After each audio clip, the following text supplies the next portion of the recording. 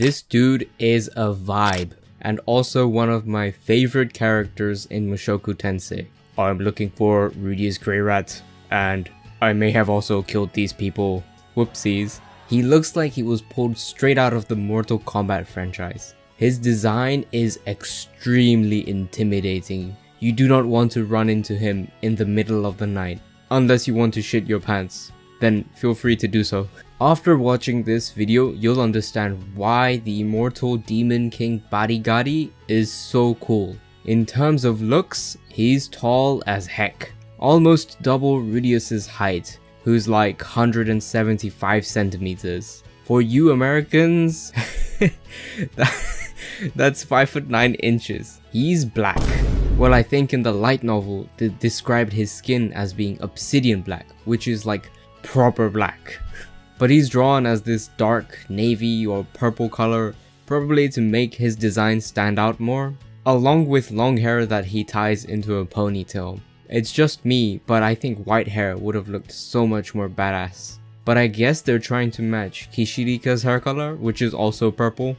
And if you couldn't already tell, he's got 6 arms. He keeps his main 2 crossed most of the time, which likely means he can get by in life easily by just using 4, and only using all 6 when he's actually serious.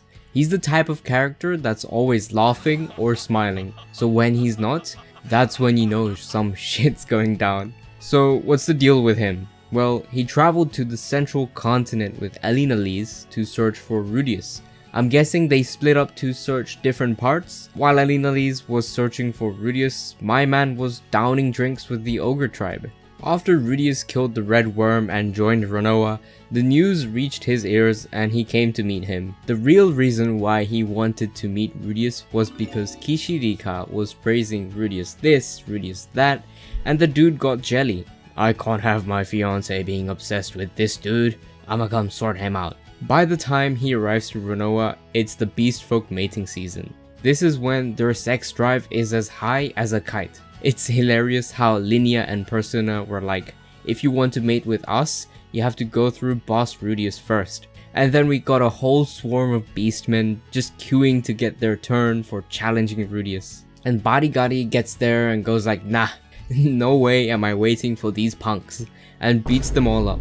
By the time Rudius arrives, there's been this whole ass massacre. Just look at this guy. There were at least 100 people here. Yeah, I cleaned them up. See, Mr. Badigadi, I don't want to fight. I want to live a nice and easy life after being spared by the Dragon God, Orsted. The Dragon God spared your life? My name is Orsted. Yeah, we had a little fight and I just managed to scratch him in the encounter. Wait! Is that so? Hit me with your best shot. 911, what's your emergency? Rius just one-shots Badigadi, and he thinks he's actually killed the man.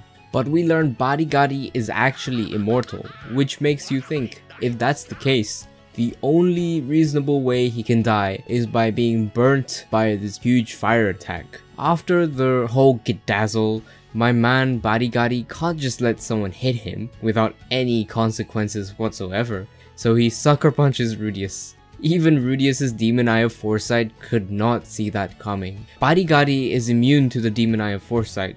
Can we just talk about how Kishirika and him have the same chaotic energy of being these extroverts that love to party, being loud, and just not giving a flying crap? This is what you call a match made in heaven. He doesn't care about most things. The idea that 99% of things in the world can't kill him has actually made him very bold. He's like the opposite of Kaido from One Piece, who's depressed as hell about why he can't die. Because he's lived for probably centuries, he sees humans as these species of very short lifespans, and probably why he's so chill in the first place, because he thinks he's got all the time in the world. And not to mention, he's hilarious. The guy could go to a funeral, and while everyone's sobbing, he convinces them to start having a party to celebrate the wonderful life the deceased person lived, and the next moment, everyone would be chugging down drinks. Some very high social skills. Literally an introvert's wet dream. Being an immortal demon king means a lot.